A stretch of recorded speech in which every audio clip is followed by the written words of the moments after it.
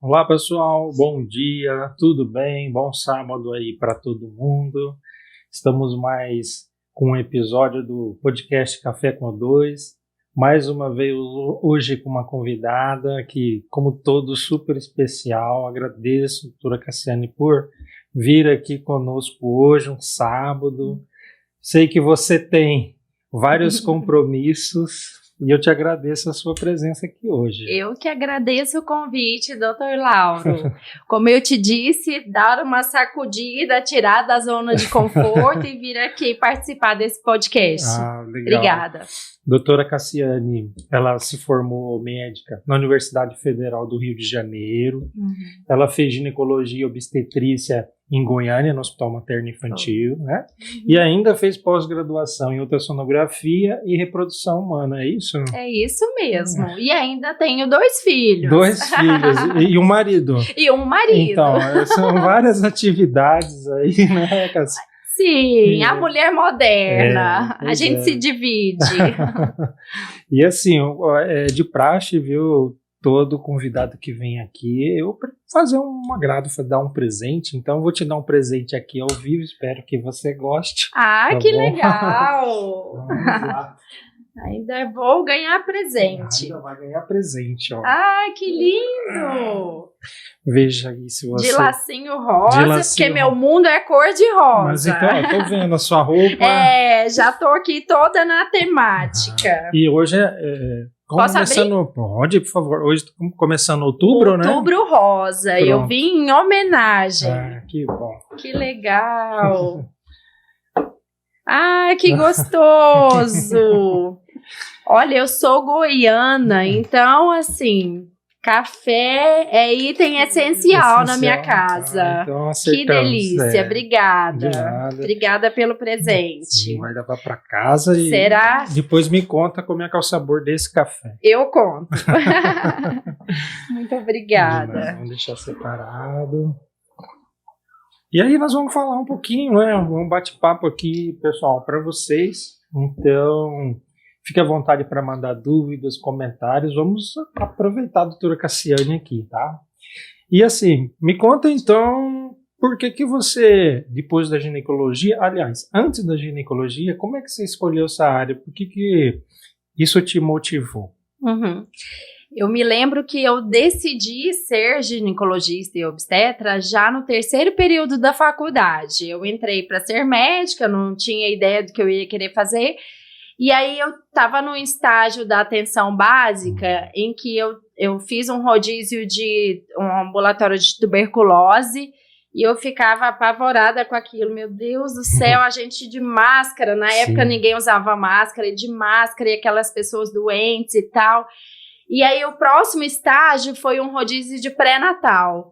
Eu falei, meu Deus, é isso que eu quero? Eu vou conversar com gestantes que estão num momento super feliz da vida, esperando um bebê, uma família crescendo, e o exame físico era para auscultar o coraçãozinho do bebê. Eu, como interna ali no 3º, não era nem interna, ali estudante, né? Acadêmica no 3º período da faculdade, a minha função na consulta era achar o coraçãozinho. E eu achei aquilo, assim, fantástico. Eu falei, gente, é isso que eu quero fazer. Eu não quero lidar com essas doenças graves, essa situação. Eu quero lidar com a felicidade, com o momento sublime da vida da mulher. E aí eu fui gostando cada vez mais e tudo. E como eu até te contei aqui mais cedo, eu fiz 2 vezes o rodízio de obstetrícia. Gostava mesmo. Porque, assim, eu amava. Então, eu até continuei fazendo uns plantões, mesmo depois que tinha acabado o internato, porque eu fiz amizade com a equipe do internato, então eu realmente me encontrei. E aí fiz a residência, sempre gostando de tudo. Eu nunca consegui escolher uma área da ginecologia ou da obstetrícia que eu gostasse mais. Eu sempre fui atendendo o que a vida estava me levando, né? Sim. Então, num momento eu trabalhei mais com ginecologia, num outro momento mais com obstetrícia, muita obstetrícia de alto risco, que foi a minha formação na residência. E aí eu cheguei aqui em Sorriso, já fazia ultrassom, consegui fazendo ultrassom, eu fazia ultrassom aqui no hospital, lá no CDI, e eu fazia muito ultrassom de paciente que estava fazendo tratamento para engravidar, em Cuiabá ou em São Paulo, a maioria em São Paulo. Sim. E aí eu mandava foto para os médicos delas, né, vários médicos, mandava foto, mandava mensagem, tentava fazer uma ponte, porque eu via que elas estavam aqui sozinhas, sim, perdidas, longe do médico, sem né? Referência. Sem referência, e eu gosto também dessa área. Aí comecei a fazer, eu falei, gente, que dificuldade isso, a paciente faz ultrassom aqui comigo, vai fazer o tratamento para engravidar lá em São Paulo, lá em Cuiabá, e às vezes não é tão fixo, às vezes tem que viajar no dia X, mas às vezes adianta 2 dias ou passa 2 dias e aí tem que comprar passagem em cima da hora, aí o marido não consegue ir porque tem um compromisso do trabalho, enfim, daí veio a reprodução assistida na minha vida. Então isso tem mais ou menos 4 anos, que é o tempo que eu tô morando aqui em Sorriso. Eu falei, eu vou me especializar nisso, porque é um serviço que tá carente aqui na região. Sim. Então, fui estudar, fiz a pós-graduação e aí sigo absorvendo mais essa área de atuação no meu consultório. Não, é uma história bonita, é uma história que tem toda a coerência aí que você está falando, e realmente a nossa região aqui precisa dessa assistência. Sim. Você acha que ultimamente as famílias estão buscando ter filhos ainda? Por que eu digo? Porque a vida da mulher está atribulada, então muitas vezes eu não sei qual a porcentagem, porque antes assim, todas queriam casar e ter filhos, né? Isso. E hoje, pelo trabalho, talvez um pouco menos. Sim. Ou não, estou enganado? Não está enganado. O que está tendo um movimento assim muito grande nos últimos anos é que a mulher está muito independente, ela quer construir a carreira dela, ela vai fazer a faculdade, ela vai fazer o mestrado, ela quer montar um negócio, montar uma empresa, e ela acaba retardando a maternidade. E a nossa questão biológica é muito forte, é muito mais do que para o homem. Então, a idade ideal para uma mulher ter uma gestação espontânea com mais facilidade é entre os 20 e os 30 anos. Mas nessa idade, a gente está fazendo faculdade, sim, a gente está montando um negócio, a gente não encontrou o marido ainda, sim, ou para as pacientes homoafetivas ainda não encontrou a parceira, né? Sim. Então, tem um monte de coisa para ser feito até esses 30 anos. E aí eu vou começar a pensar em engravidar lá pelos 34, 35, e de repente talvez a minha chance de engravidar já esteja mais baixa. Aí os casais começam a encontrar dificuldade. Aí começa a tentar, vou parar o anticoncepcional. Não estou tentando ainda, só parei. Aí passa 1 ano, passa 2 anos, está demorando. Daí começam a surgirem essas situações que eles nos procuram, né, para fazer o tratamento. Então, quem sabe, a maioria desses casais, se tivesse optado por engravidar 10 anos ou 5 anos antes, não iria precisar fazer tratamento. Sim. Alguns sim, porque tem uma patologia, uma questão que não tinha como.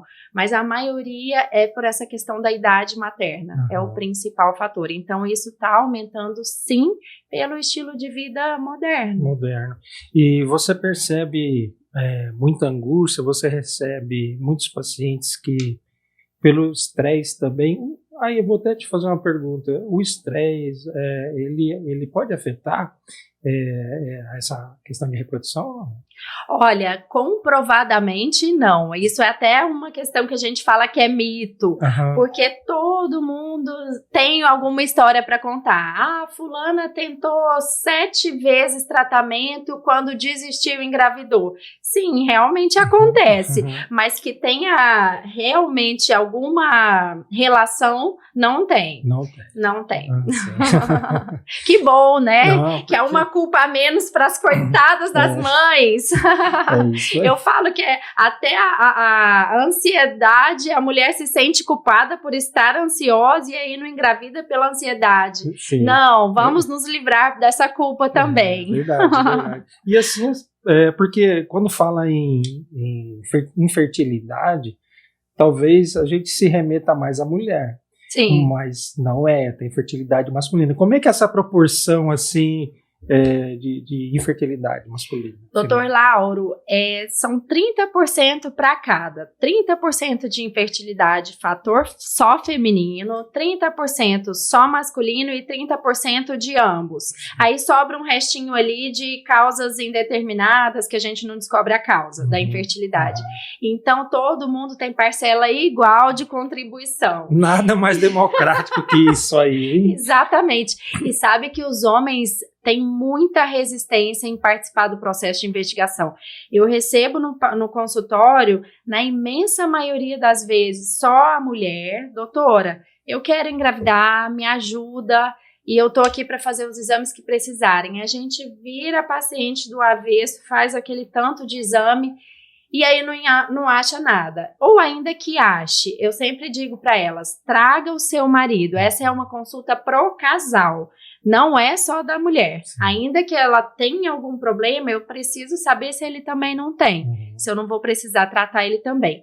Eu falo para eles, eu não posso dar um passo no tratamento sem eu saber como é esse sêmen. Sim. Como que eu vou encher a paciente de medicação, de tratamento caro e às vezes até com algum risco para ela, sem eu saber como é a qualidade do sêmen e o que a gente vai precisar optar no tratamento.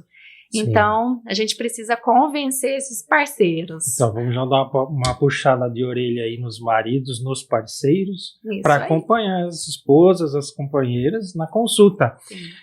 Primeiro, para saber, então, se ele também não tem um problema e se ele não tiver, para ficar com ela apoiando, né? Então, justamente. É assim mesmo que tem que ser feito, né?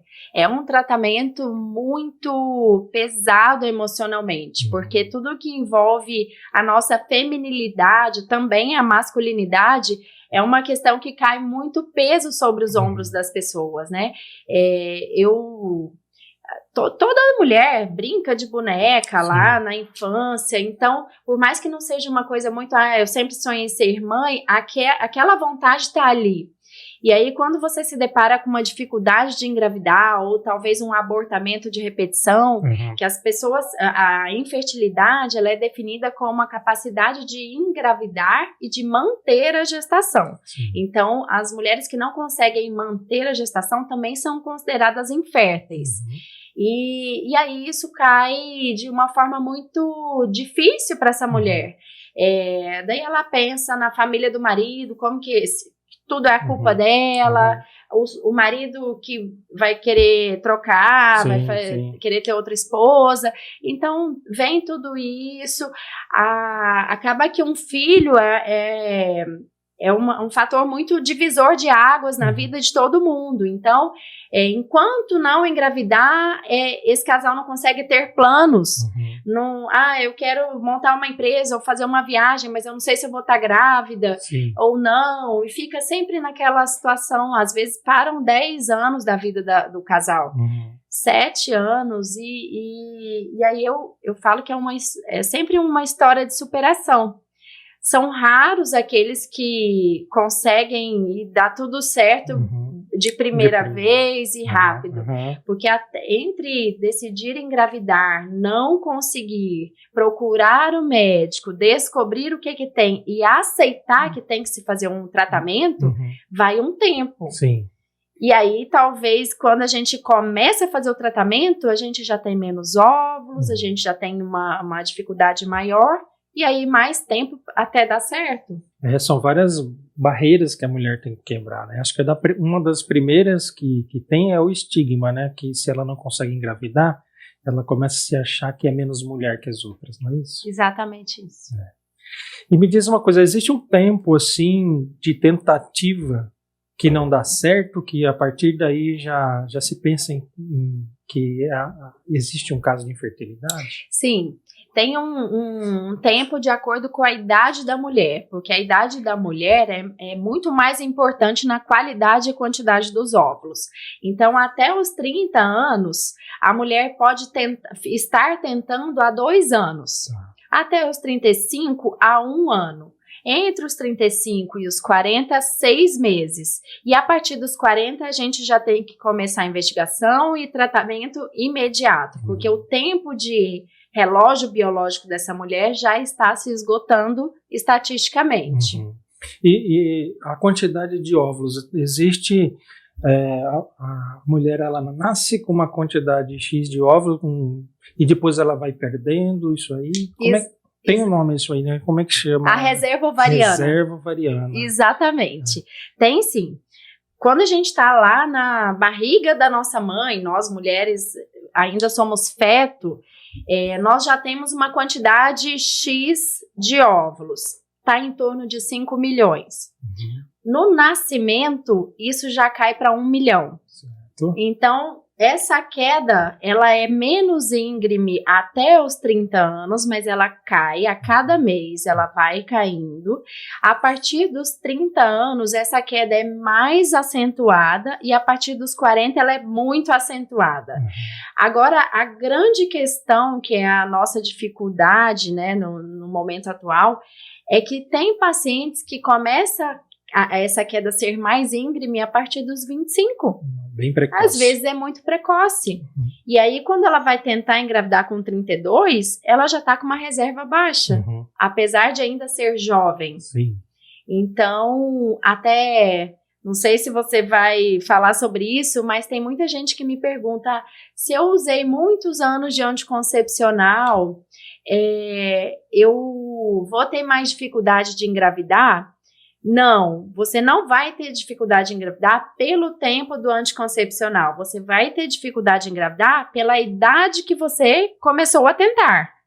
Entendeu? Então, se eu uso anticoncepcional dos 15 anos até os 35 e decido engravidar, esses 20 anos de anticoncepcional, eu fiquei perdendo os óvulos. Sim. Todo mês, independente do anticoncepcional. E aí, quando eu parar com 35, eu vou ter dificuldade, não por causa do anticoncepcional, mas por causa dos 35 anos. Entende? Sim. Então, o anticoncepcional não é vilão nesse sentido. Então, é um mito. É um mito que você acabou de desfazer. Isso aí. Né? Isso aí, muito bom. E me diz o seguinte, aí o casal chega lá no consultório. Existem exames de rotina que se pede certamente, né? O que é investigado, assim, primeiramente, no caso da mulher? As doenças mais comuns que podem acontecer. Quando a gente pensa em reprodução, em fertilidade, eu tenho que ter todos os compartimentos funcionando.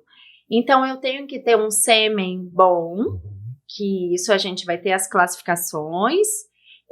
Eu tenho que ter... Não posso ter infecção vaginal, que pode atrapalhar essa gravidez. Eu tenho que ter um endométrio bom, que é onde vai implantar o embrião. Eu falo que é a grama, sim, onde a semente cai. Essa grama tem que estar robusta, fértil. Tem um solo fértil, exatamente. E eu tenho que ter tubas uterinas pérvias, que é a ponte que vai levar o espermatozoide ao encontro do óvulo. Perfeito. E, por fim, eu tenho que ter óvulos esperando o espermatozoide. Então, eu tenho que ter ovários que funcionem, sim, que ovulam. E daí a gente já tem um monte de doenças para investigar nisso tudo. Então, em resumo, eu preciso de um espermograma, de um ultrassom e de exames hormonais dessa mulher. Para eu saber se ela está ciclando e se está tudo funcionando bem.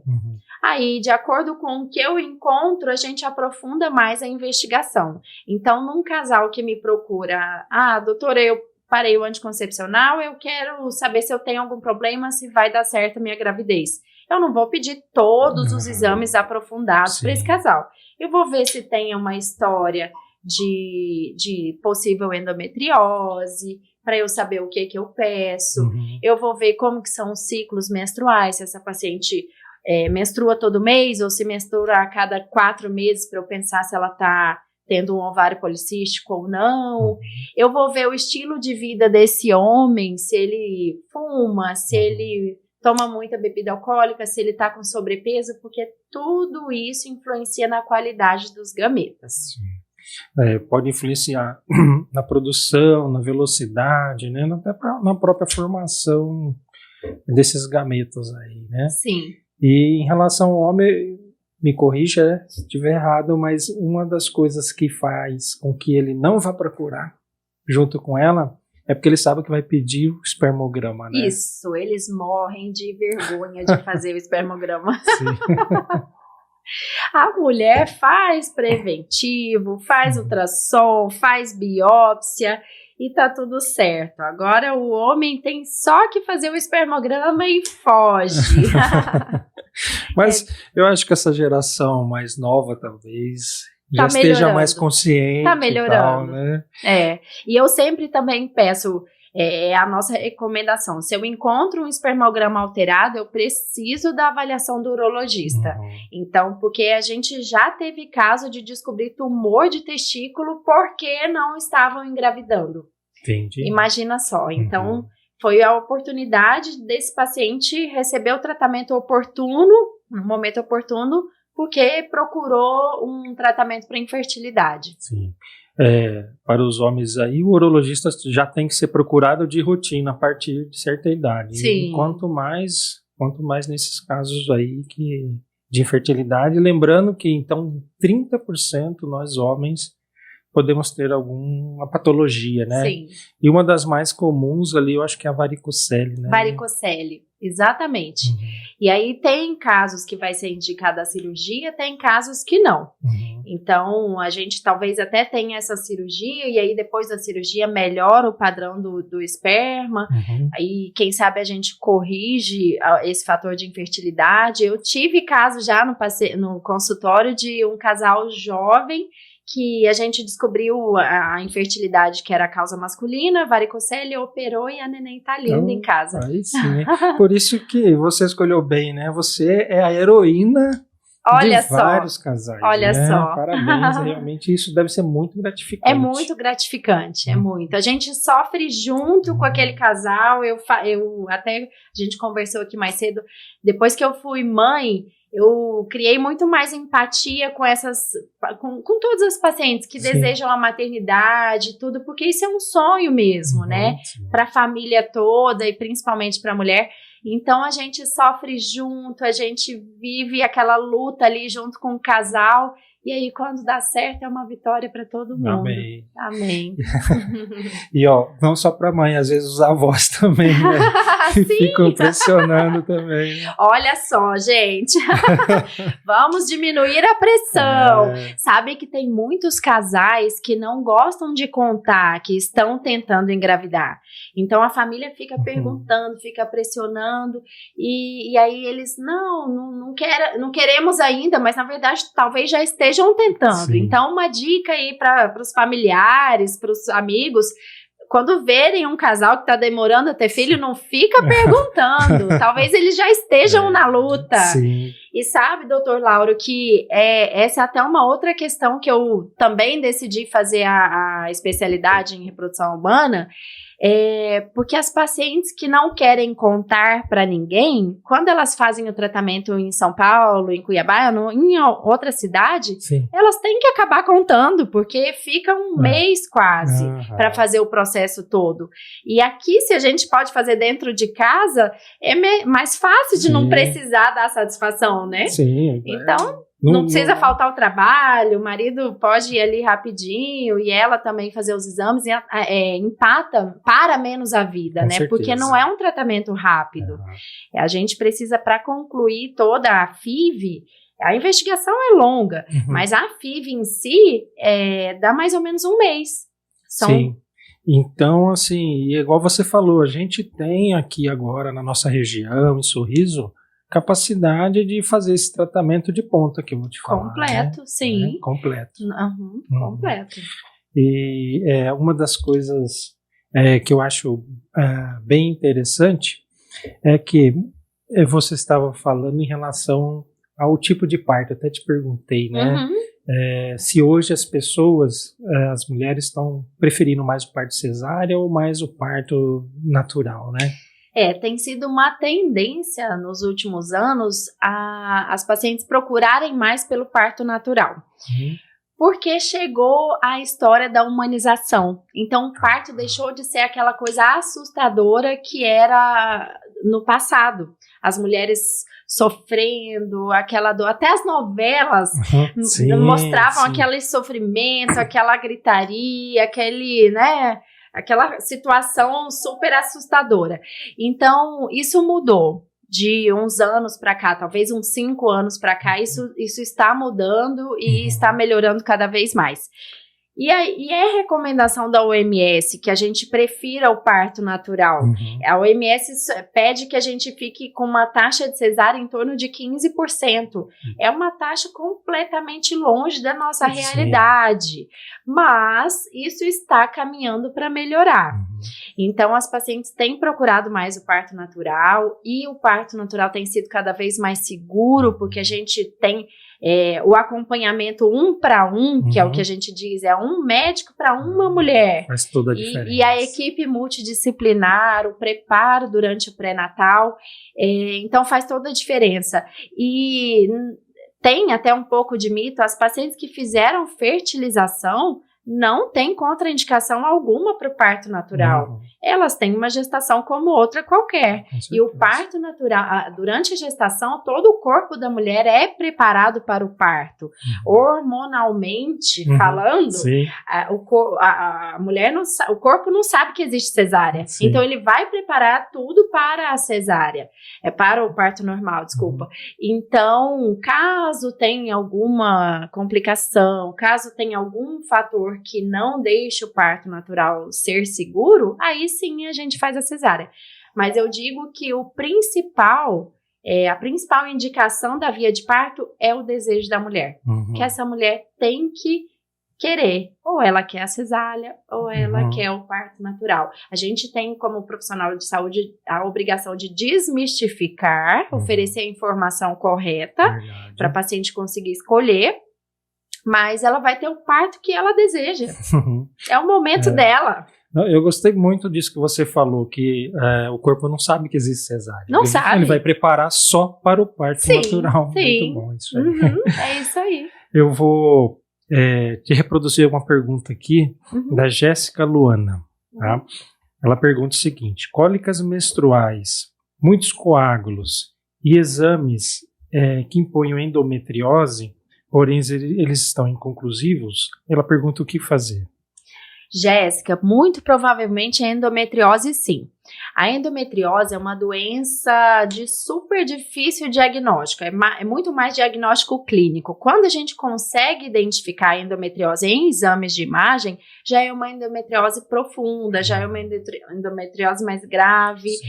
Então, na maioria, a gente realmente não tem conclusão nos exames de imagem. E olha que eles são bem aprofundados. É um exame de ultrassom com preparo intestinal, é uma ressonância pélvica com um radiologista que tenha especialidade em ver pelve, em ver endometriose, mas mesmo assim às vezes não vê, e a gente fecha como para endometriose só pela clínica. Então, se ela tem esse padrão de sangramento, de muito sangramento e muita cólica, provavelmente é sim, e a gente tem que fazer a abordagem correta para que essa endometriose não se progrida e torne uma endometriose profunda, que aí ela vai ter dor crônica, vai ter infertilidade. Sim. Então, é bem importante. É bem importante já começar, então, esse tratamento precoce, não esperar um resultado de exame que pode ser tardio.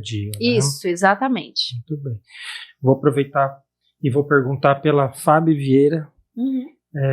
O quanto a trombofilia pode atrapalhar no processo de gravidez? Bom, trombofilia é uma...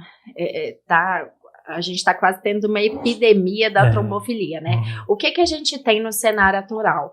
Muitos falsos diagnósticos, né? Uma investigação errada, que às vezes a gente faz no momento errado.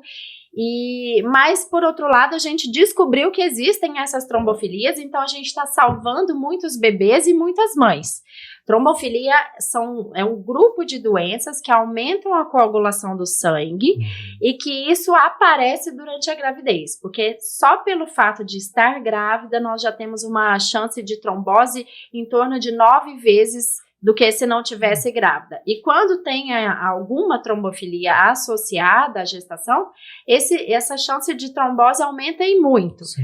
E aí, o que são essas tromboses? Um entupimento de vaso sanguíneo, que pode acontecer na placenta e aí a paciente perde o neném. Ela tem abortos de repetição. Sim. Ou a paciente própria pode ter uma trombose mesmo na perna, um AVC, e aí é uma situação super grave também. Sim. Então, trombofilia é uma questão super importante na infertilidade, a gente sempre investiga, na imensa maioria dos casos, e tratando a trombofilia, a gente tem mais sucesso na gravidez. E a trombofilia, ela é um fator que pode determinar se o parto vai ser normal, cesárea ou não? Não define. Continua igual o mesmo raciocínio. Igual, indicação obstétrica. A paciente, nós tivemos um caso de sucesso aqui no hospital ano passado, uma paciente super querida, que ela já tinha tido 4 ou 5 perdas, descobriu uma trombofilia grave, nós fizemos tratamento em conjunto com a reumatologia e teve uma gestação, graças a Deus, abençoada e tudo bem. E nós tivemos um parto normal maravilhoso. Nós fizemos indução, porque ela não podia ficar muito até o final da gravidez, então nós induzimos um pouco antes para a segurança dela. Certo. E fizemos acompanhamento, o parto dela foi assistido por 3 médicos, por mim, pelo cirurgião vascular e pela reumata. Olha, eu chique, digo que ela estava muito chique, além da doula, Sim. claro, mas nós tivemos um sucesso nesse parto, e para desmistificar também, porque a trombofilia não contraindica o parto normal. É claro que é sempre um parto, é uma gestação de alto risco, é um parto de risco, mas não é mais risco do que a cesárea e precisa estar tudo bem. Eu não vou fazer um parto normal numa placenta que não está boa, num bebê que está com pouco líquido, alguma situação que não nos deixe confortável com o bem-estar desse bebê e dessa mãe. Mas estando tudo bem, não é indicação obstétrica, pode nascer de parto normal. Muito, muito bom.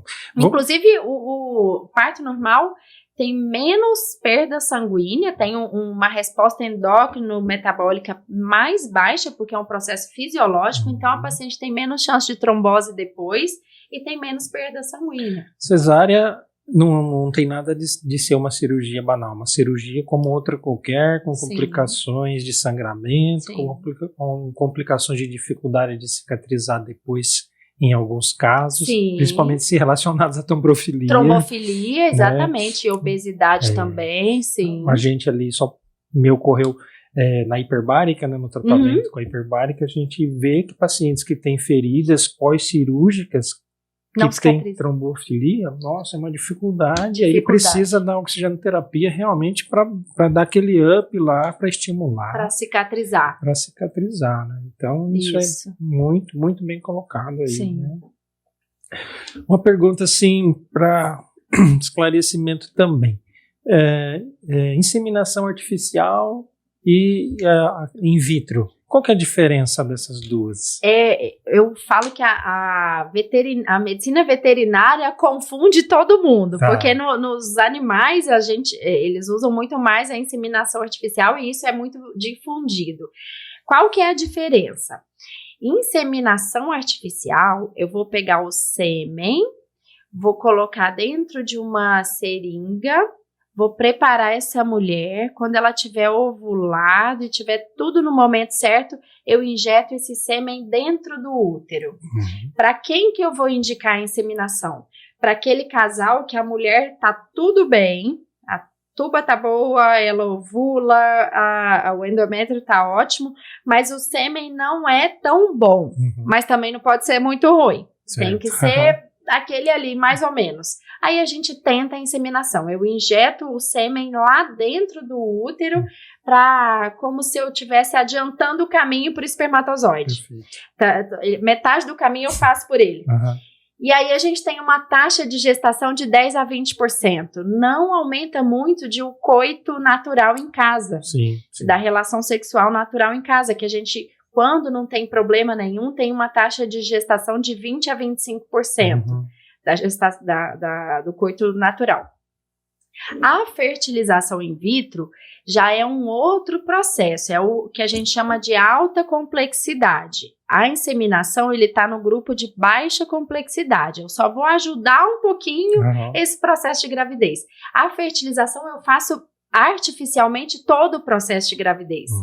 Eu vou dar remédios para essa paciente, os óvulos vão crescer, eu vou captar esses óvulos, vou aspirar com uma agulha, e aí eu vou injetar o espermatozoide dentro do útero. É a chamada ICSI, que a gente injeta o espermatozoide lá dentro. Então, ele não tem o trabalho nem de nadar. É o rei da preguiça. É o rei da preguiça, exatamente. A gente faz todas as etapas artificialmente. Porque aí a gente corrige aqueles fatores masculinos muito graves. Um paciente que tem muito pouco espermatozoide, ou que eles são muito, a maioria imóveis. Sim. Então, a gente resolve esse problema assim. E daí eu injeto o espermatozoide dentro do óvulo e espero aquele embrião se formar. No dia determinado, ele vai se dividindo, a gente vê a saúde daquele embrião, e no dia certo, que é entre o 3º, o 5º, até o 6º dia, a gente pega esse embrião e injeta dentro do útero. Muito boa explicação aí. E me diz o seguinte, qual é a taxa de sucesso? Eu sei que, lógico, na medicina não tem nada de matemática, né, pessoal? Mas, assim, uma taxa de sucesso para essa... A inseminação fica de 10% a 20% e a fertilização em 60%. Então, a gente oferece para a paciente aquilo que funciona mais. Por isso que a inseminação tem cada vez perdido mais o espaço. Porque é caro também, é um tratamento que tem o custo e que não vai ter uma taxa de sucesso muito grande. É um casal que já está vindo de muitas tentativas, né? Então já quer o neném para ontem, eles falam, né? Então a gente tem oferecido muito mais a FIV por isso. Em até 3 tentativas de FIV, porque isso é estatística, quanto mais tentar, mais chance de dar certo, a gente sai de 60% para próximo de 90% de sucesso. Claro que depende de idade da paciente, de fator de infertilidade, mas a gente pode ter até uma taxa de 90%. Tá, eu vou perguntar aqui, a Ilaneia está perguntando, varizes pélvicas impede o parto normal? Não impede o parto normal. O que a gente tem é que, às vezes, a paciente desenvolve essas varizes na vulva e é por uma questão hormonal mesmo, dos processos que modificam ali na gestação, e ela tem muitas varizes na vulva que ficam com muito risco de se romper. Já tive caso assim também no hospital regional de uma paciente romper uma variz pélvica e ela teve um sangramento muito importante durante o parto, mas não impede. Já fiz muitos partos também de paciente com varizes de vulva e que a gente cuidou, não lacerou e não sangrou, não fez hematoma, tudo certo. Não é uma contraindicação absoluta. É claro que, né, depende do caso, se for uma situação muito risco, a gente divide essa decisão com a paciente, né?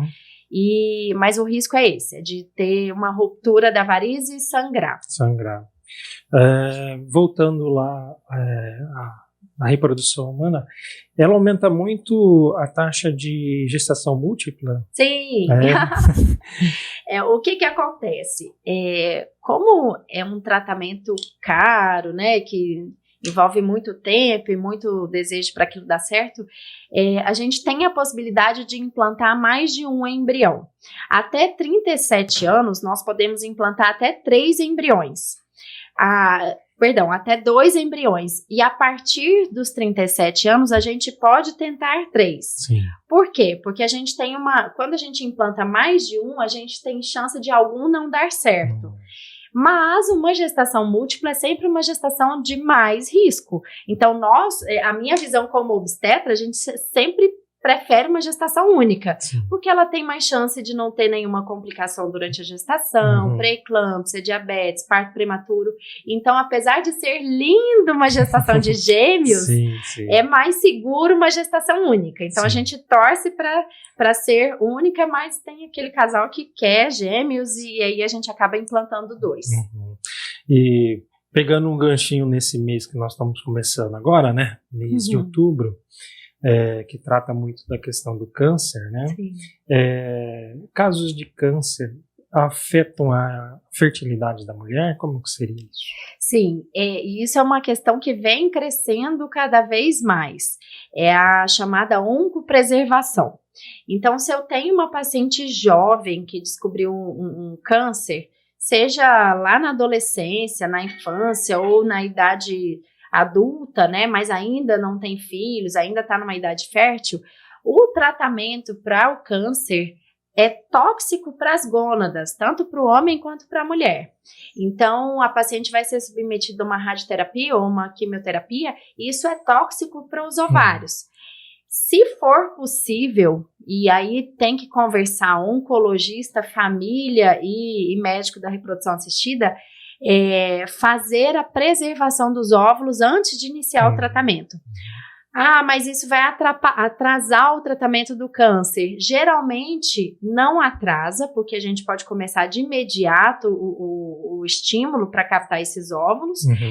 Mas se for atrasar, atrasa em questão de dias. Não é muito tempo. Sim. Então, sempre que for possível, e existem medicações muito seguras, às vezes o tumor é sensível a hormônio, e aí a paciente e o médico tem medo daquele tumor crescer com o estímulo do ovário, mas existem medicamentos que são seguros para isso, que bloqueiam a ação do estrogênio para não prejudicar o prognóstico dessa paciente. Sim. Então, cada vez mais tem sido oferecido e difundido essa informação de que o ideal seria congelar, né, fazer a oncopreservação dos óvulos, para no futuro essa paciente decidir se ela quer ser mãe. E ainda que, por exemplo, a gestação não seja segura para ela, porque ela teve um câncer, talvez ela irradiou a pelve, não sei, ela não consegue gestar, mas ela tem o óvulo dela, ela pode ter uma irmã que faça a barriga solidária para ela pode ter uma prima, uma amiga, uma mãe que faz essa barriga solidária. Isso é possível. Cada vez mais já está acontecendo e tá tudo bem. As mulheres deveriam poder ter esse direito de no futuro decidir. Eu acho que a legislação já está bem clara, né? Sim. Dessa opção aí também de gestação, né? Sim. Parentes de até 4º grau podem ser barriga solidária. Não pode ter associação de lucro, de financeiro, né? Por isso que não chama barriga de aluguel, chama barriga solidária. E em casos especiais que não tem nenhuma parente de até 4º grau, pode ser uma pessoa amiga, uma pessoa da convivência, desde que tenha tudo certinho, o termo de consentimento, a avaliação de psicólogo. E a mulher que vai ser a barriga solidária já tem que ter um filho. Essa é uma outra questão. É uma coisa muito bem conversada, porque, né, o vínculo que aquela pessoa acaba criando na gestação que não é sua, teoricamente, né? Não deve ser fácil. Não deve ser fácil, né?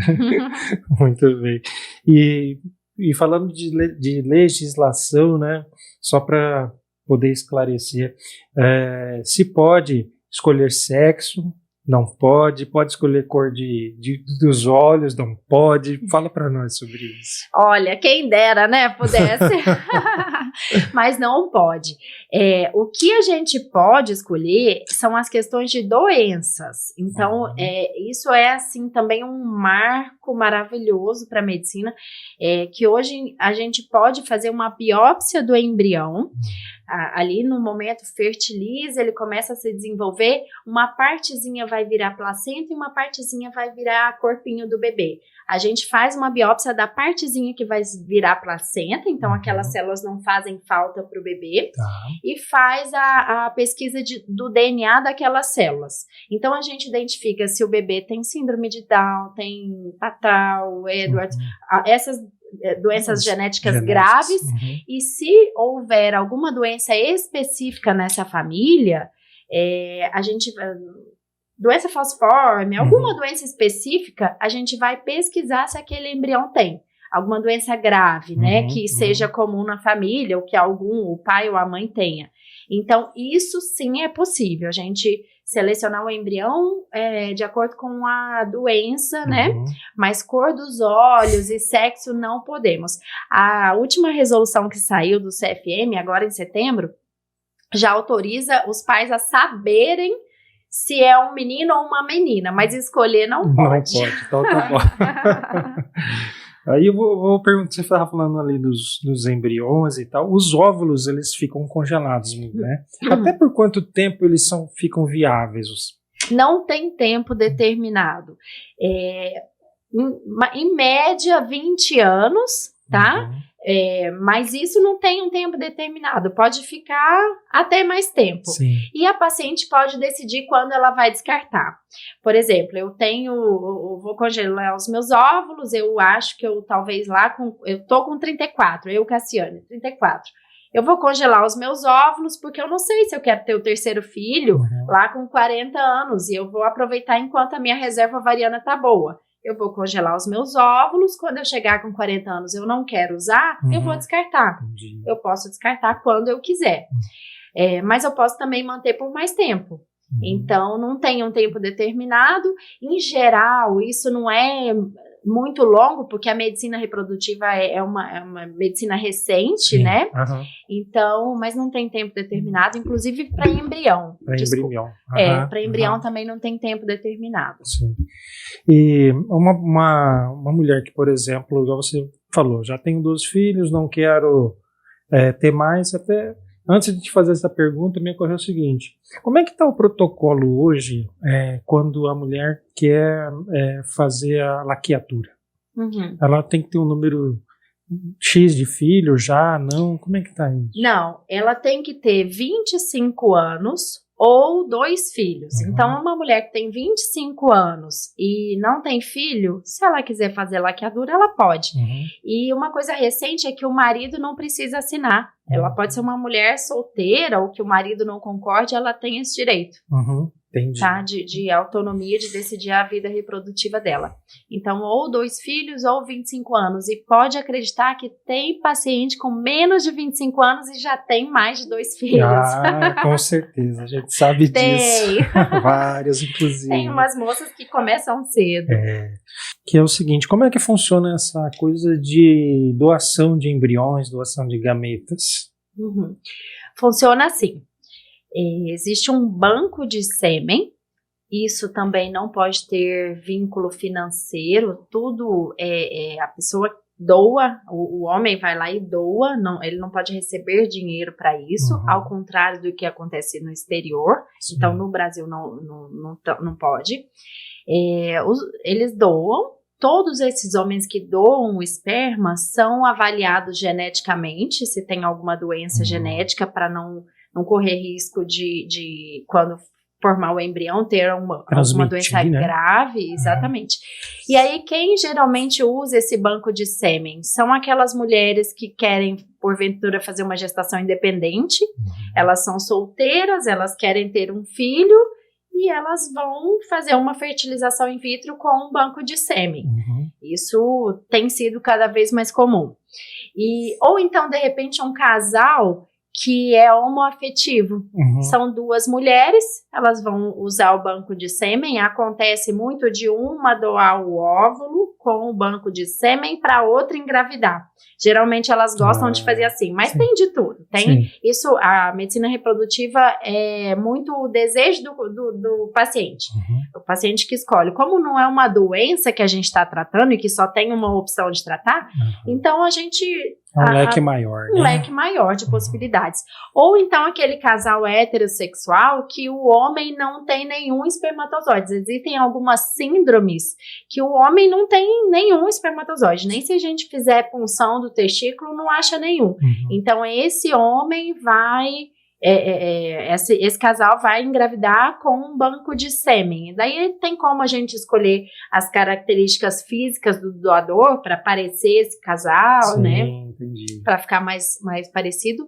E doação de óvulos, a gente tem uma dificuldade muito maior. Como não é simples a coleta de óvulos, né? Geralmente a gente tem mais doação casada. Por exemplo, eu vou fazer um tratamento para FIV, eu não tenho problema nenhum, meu marido que tem. Então, eu vou ter muitos óvulos. Metade eu vou doar, metade eu vou usar. Essa metade que doa, a paciente que vai receber me ajuda a pagar o meu tratamento. Então, é uma forma de ficar bom para todo mundo, né? Sim. Então, geralmente, a doação de óvulos acontece dessa forma. Mas existem bancos de óvulos internacionais também. Enfim, mas em geral acontece assim. E doação de embriões, tudo vai estar previsto lá num termo de consentimento quando a gente vai fazer esse processo da FIV. O casal tem que decidir o que vai ser feito com os embriões que sobrarem, se um dos dois falecer, se os dois falecerem, ou se eles não quiserem mais. E a doação de embriões é uma possibilidade, porque tem a questão filosófica e religiosa de quando começa a vida. Se esse embrião já é uma vida, então eu não vou descartar esse embrião, ou se a vida só começa quando o embrião está implantado no útero e tem possibilidade de se desenvolver. Não sei a resposta. Isso é de pessoa para pessoa, né? Então, tem pessoa que não quer descartar o embrião, ou nem quer doar para outra pessoa, e aí fica naquela situação, fica congelado um tempão, sem saber. Mas tem casais que doam, decidem por doar. Bom, Cassiane, assim, Outubro Rosa, quer deixar uma mensagem para as pacientes suas e para todos que estão nos assistindo? Olha só, mulheres a partir de 40 anos, mamografia uma vez por ano, procurem a sua ginecologista. A pandemia atrasou um monte os diagnósticos de câncer. Eu fiz alguns, infelizmente, aqui no consultório. Então, não deixem de procurar a sua ginecologista todo ano, fazer a mamografia. Em casos de pacientes jovens, a gente pensar nessa questão, se, né, porventura fizer um diagnóstico de câncer numa idade jovem, pensar nessa questão da preservação da fertilidade, porque a sobrevida do câncer, das pacientes com câncer está cada vez melhor. Então, daqui 10 anos, a paciente vai estar bem e quer continuar a vida dela, quer ter um filho. Enfim, a gente pensar nisso, conversar em conjunto com a equipe e se cuidarem. Sim. Estamos quase acabando, mas antes disso, eu vou te dar mais um presente. Olha só! Porque, assim, não tem como, né? Eu preciso te agradecer apropriadamente. Que legal! Isso aqui é seu, se você quiser abrir aí também para ver. Deixa eu ver, então.